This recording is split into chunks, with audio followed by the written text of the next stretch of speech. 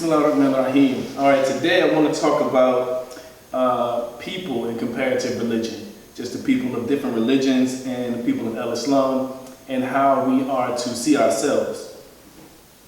Today in the media, Islam is being portrayed in a negative light. Muslims are being portrayed in a negative light. And I want you all to think about how other people are treated, other religions, other people who adhere to those religions, how they are treated. In Buddhism, right now in Burma, they have Muslims who are being killed by Buddhists. In Hinduism, it initially began in India when the Muslims and the Hindus people were together. And they had so much infighting that they separated. One of them went to Pakistan and the Indians went to India.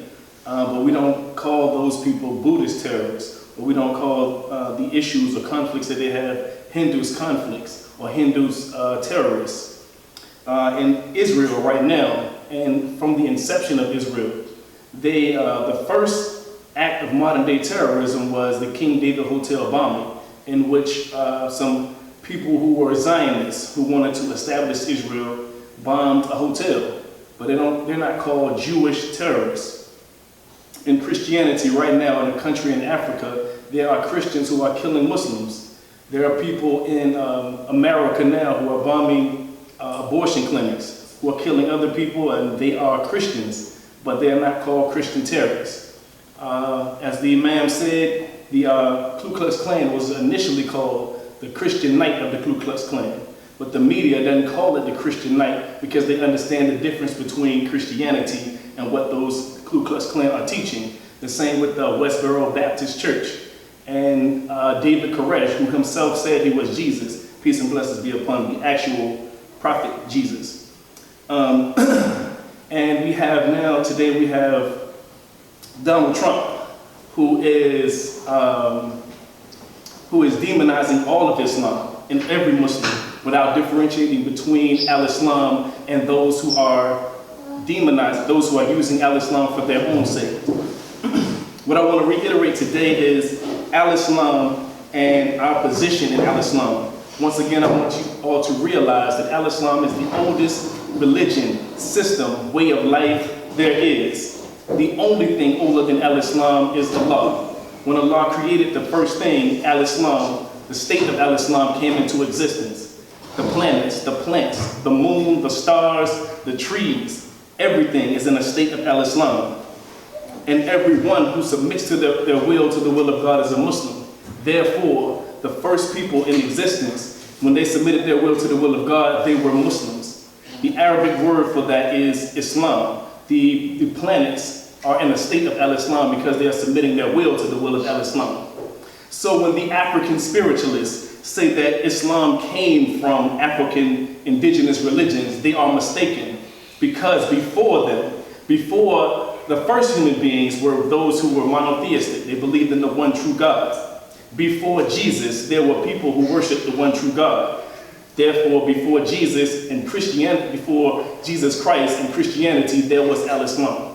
Before Judah, there was al-Islam, because from Judah comes the word Judaism and the word Jew. Before the Indus people in the Indus Valley were practicing a religion, there were people who submitted their will to the will of God.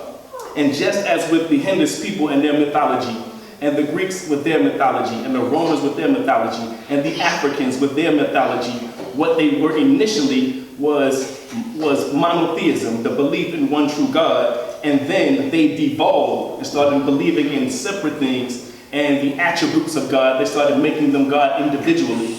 And this is the way we get a God man, in which has a falcon's head, or Isis, or Osiris, when initially they all believed in the one true God. And those people initially were those who submitted their will to the will of God.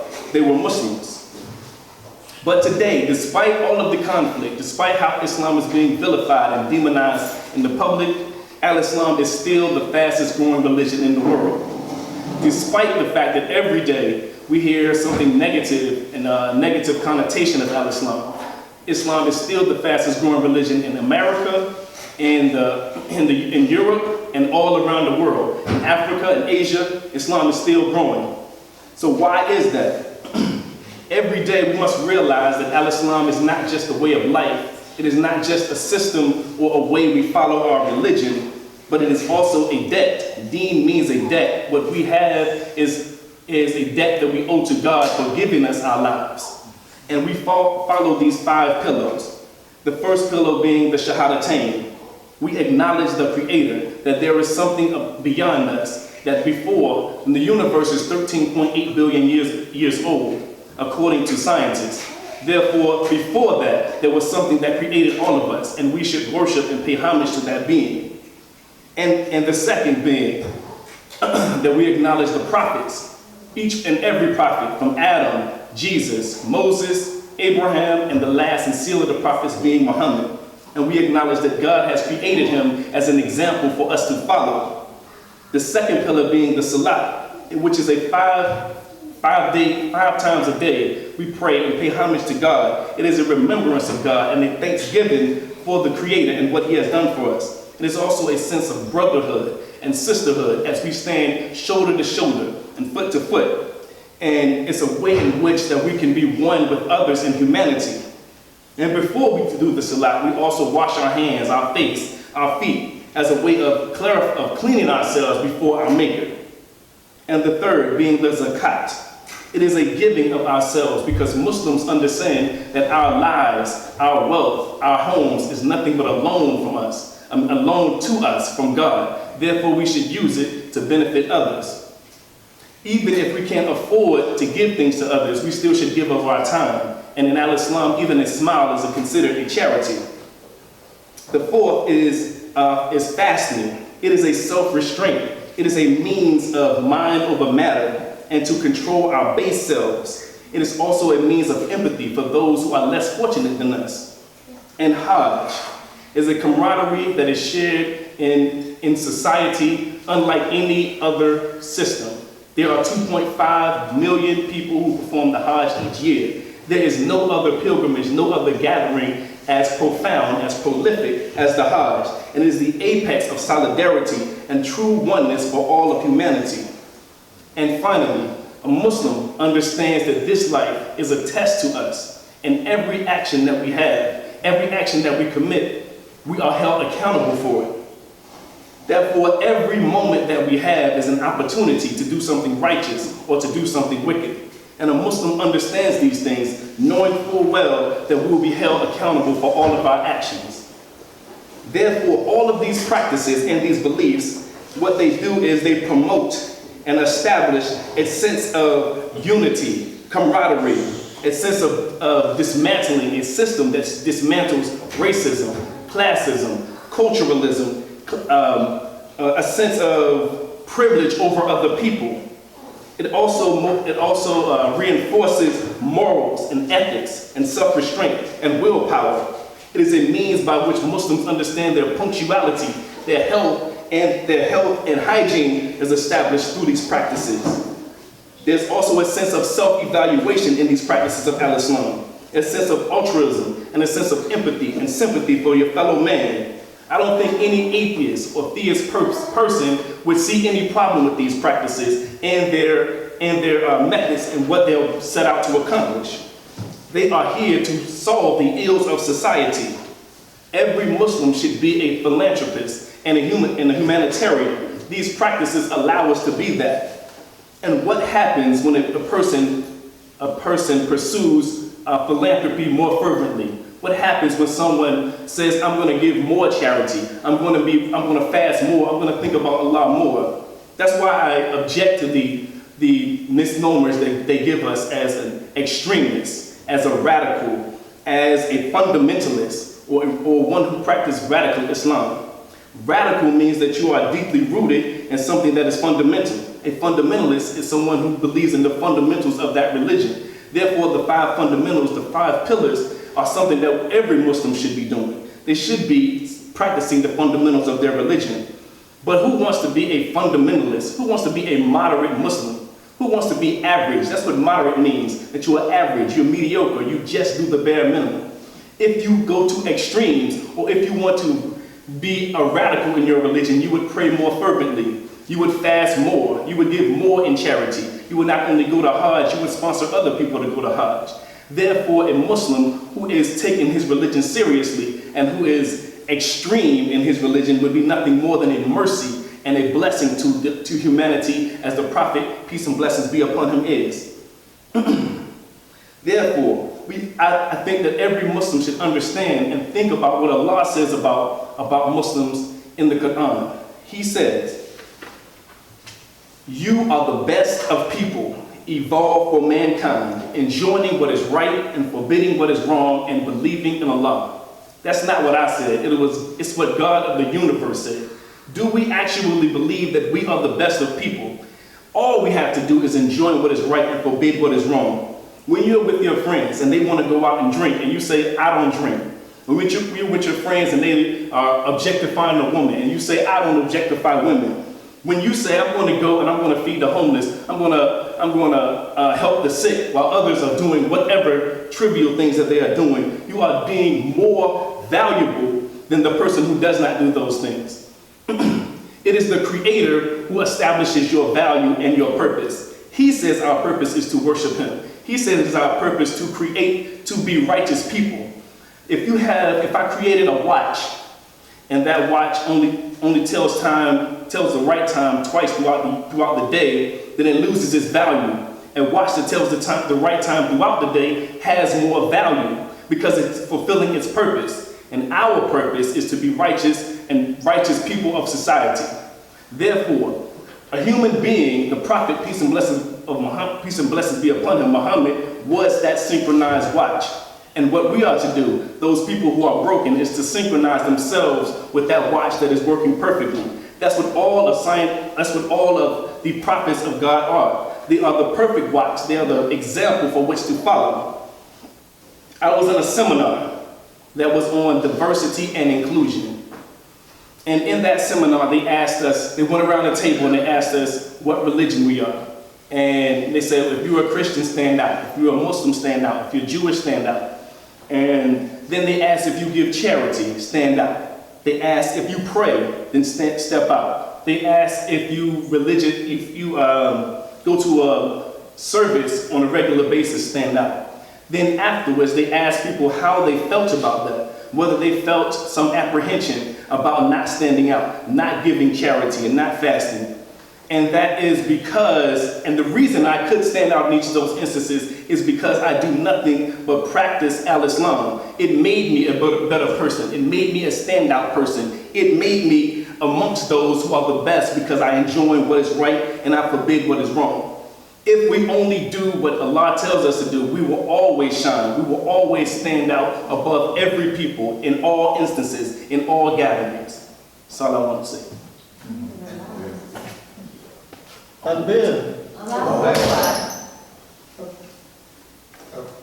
Yes, sir. Yeah, I'm always I was going to make a comment. Yes.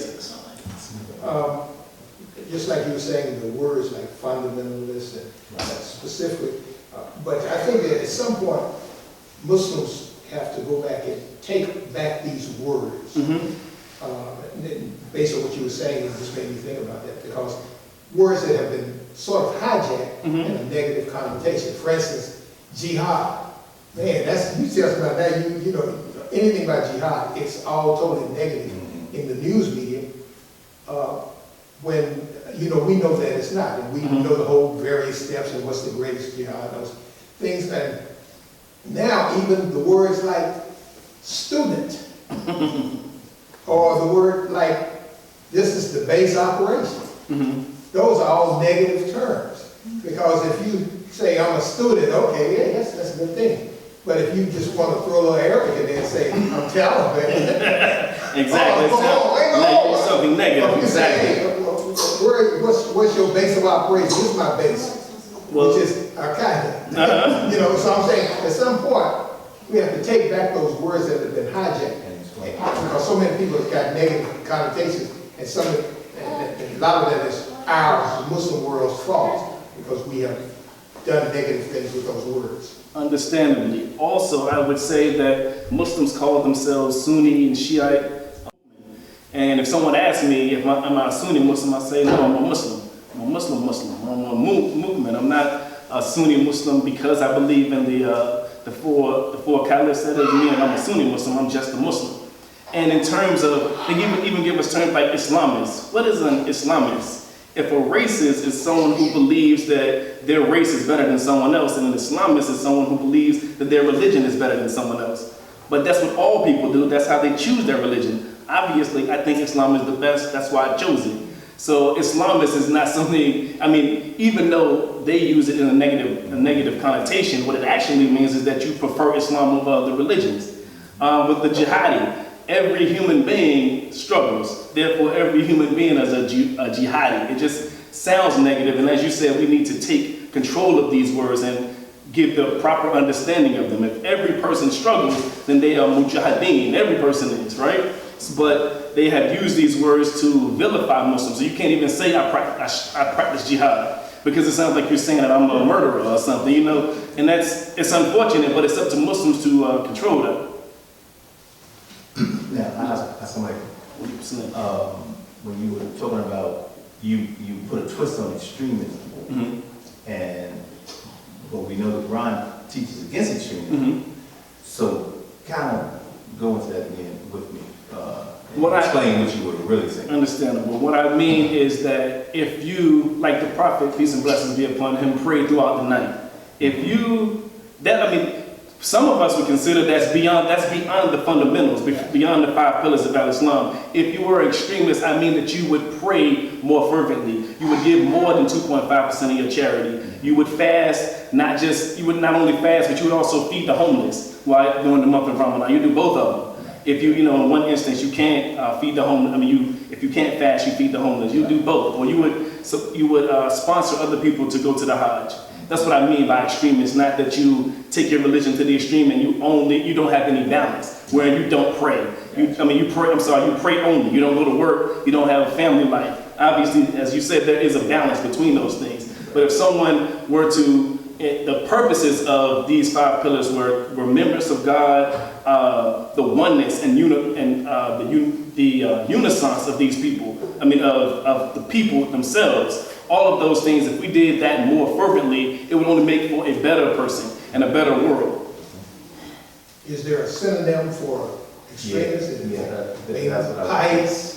Extremely pious. Extreme. Because that word has also been hijacked and has a negative connotation. Right. So, and I think it's what was understandable. In reference to. I don't mean to call myself an extremist. Right. If someone asks me, I'm a Muslim.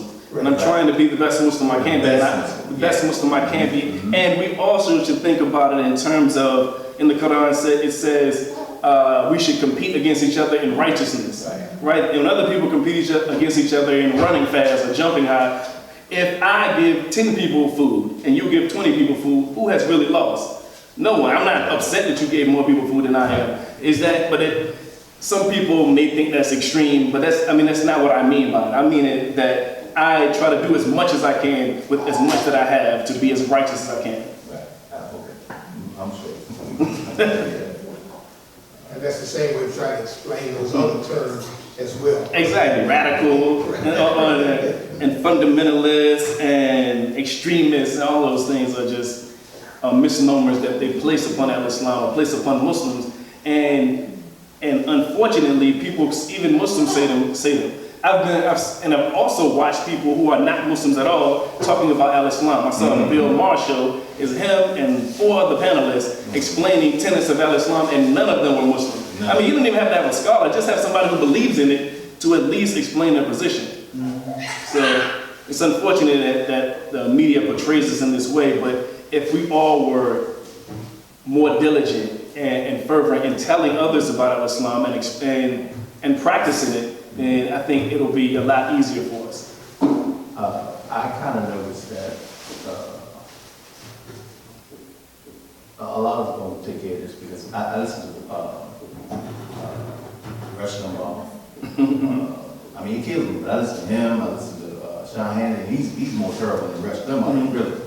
And but what they doing now, calling people jihadists and Islamists and all that. They do that, but they more so now saying Sharia law, saying that the women don't have no rights, can't drive, can't can't go to school, can't do anything unless they ask the husband.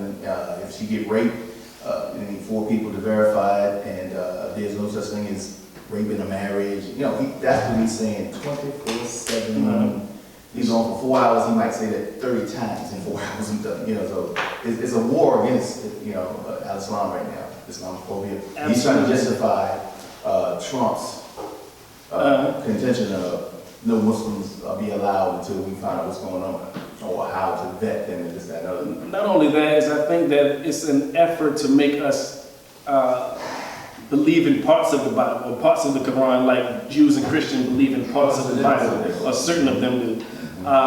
And when Muslims believe in the Bible, the Quran in its entirety, it is different interpretations of it, just as there's different interpretations of Sharia law. But they act as if it's one interpretation of it, and this is what it is. Really, how do they come to that determination that what they're saying is true about Al-Islam if they don't know anything about it?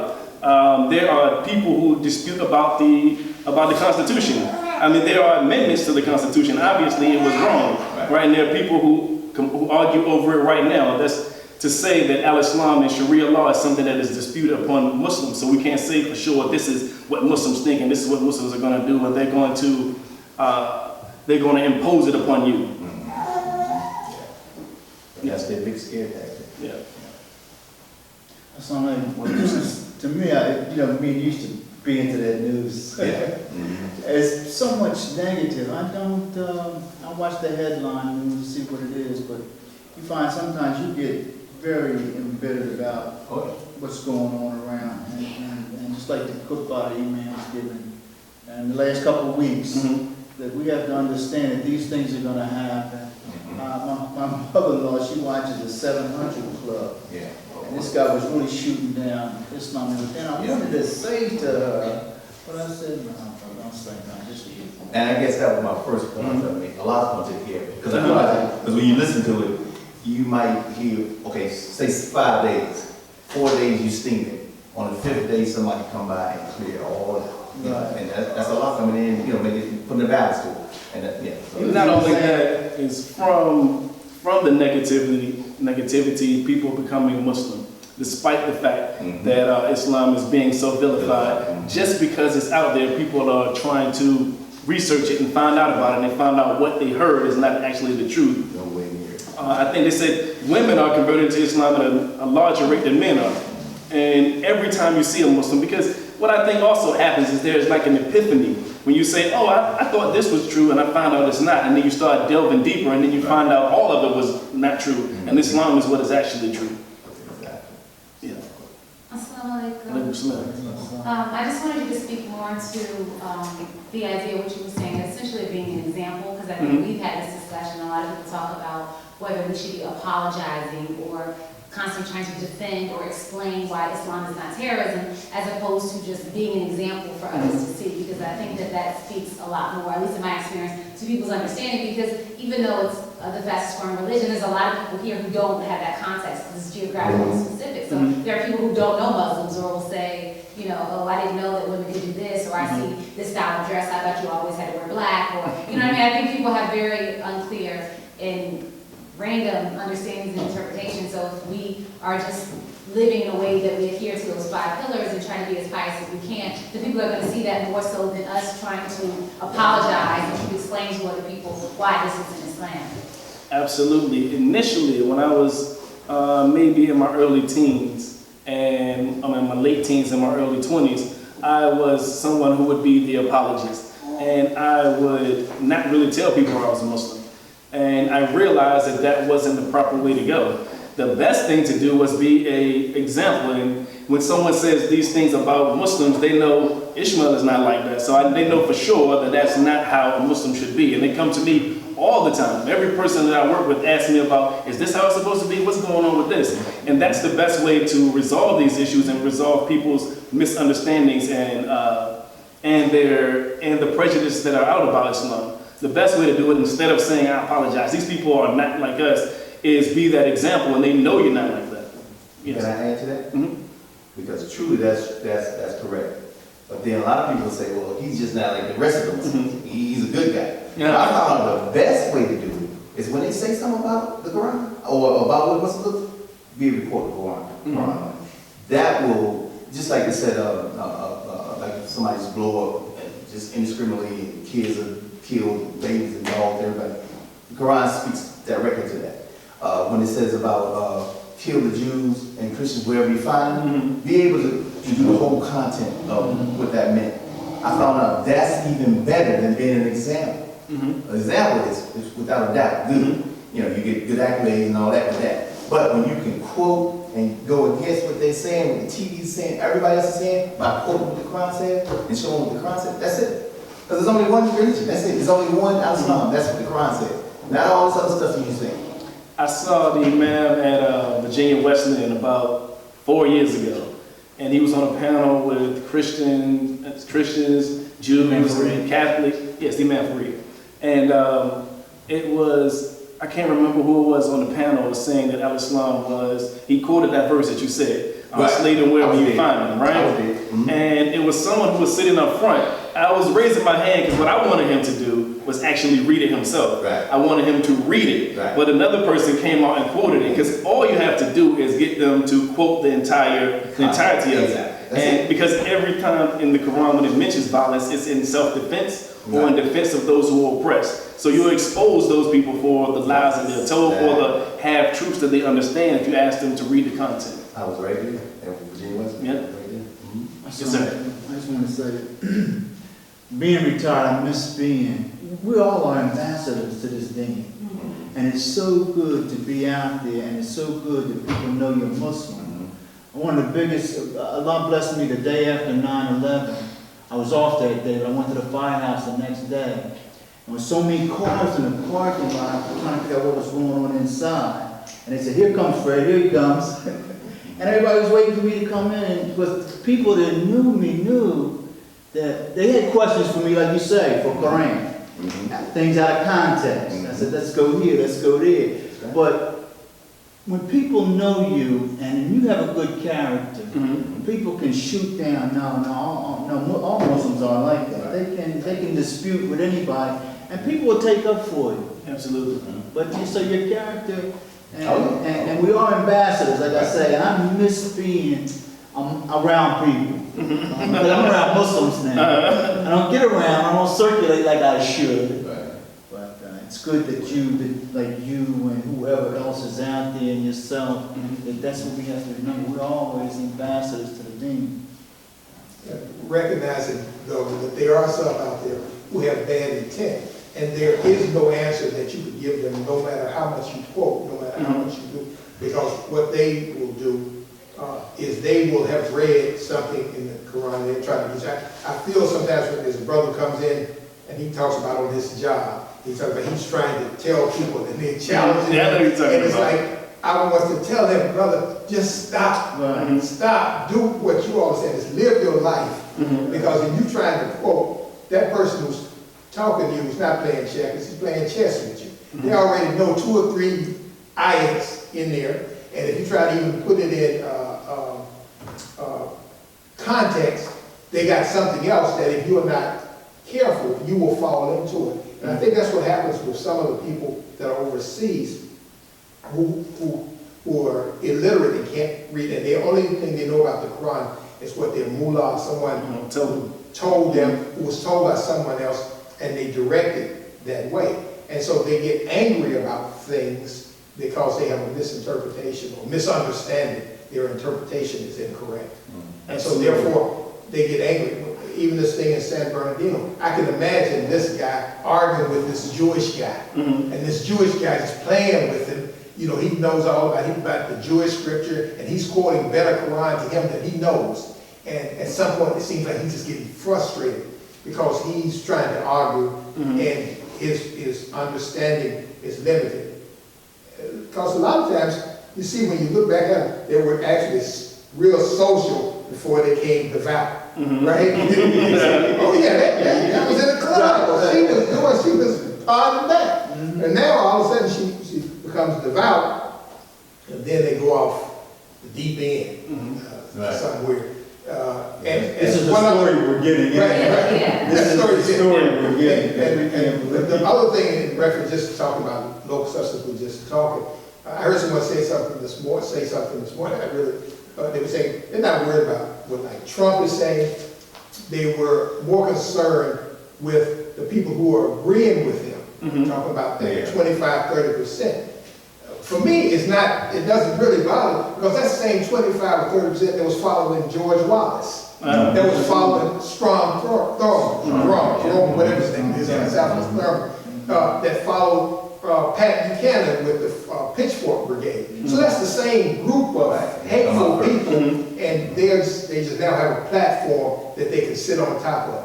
Because if he was talking about black people in general, that same 25, 35% would be those same folks. Yeah. So it's like sometimes, you just have to tap your hands. It's like a lost taking, the old expression of wolf in sheep's clothing. Well, it's like the law just took off that you can't, or sheep and wolf, whatever. Right. The law's leaving you for what you are, you're being seen for who you are. But just like you're saying that Allah subhanahu wa ta'ala is taking care of it, because look at how many people are coming out for whatever reason. Most of it is political, because they want to bring down Trump and whatever. But so many people who are non-Muslims are coming out and saying, hey, you're going too far. And that's called force-field analysis. So you went too far. And so now people are bringing them back from that. One good example, said he wants to pass a law that anybody that's found guilty for killing a cop will get death sentence. Then what happened to anybody accused of killing a cop or convicted of killing a cop get the death sentence?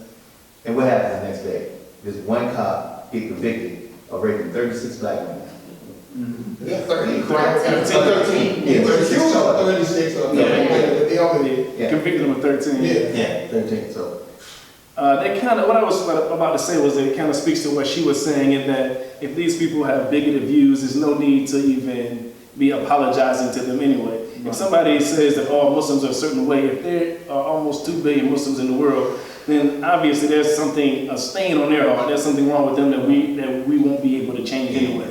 That's your point. Another thing that I wanted to mention was that if there are people who are of different religions who say, like the brother you were saying who's trying to convert people or explain Al-Islam to them, they feel a certain way when you are all together and you say, I'm about to go pray. They realize that there's something that's about your religion that makes you more pious than them, makes you more God conscious than they are, and they feel self-conscious about it. And they feel a certain way. They realize that if I practice the right religion, why is he so God conscious? Why is he so concerned about God when I'm not? So when you are amongst people and you say, I'm not doing that, I'm gonna do what you want to do, they feel a certain way. Yeah. So just practicing your religion is something that, even if they don't become a Muslim, they feel something in their heart. They feel something, they realize that he is better than me at worshiping God.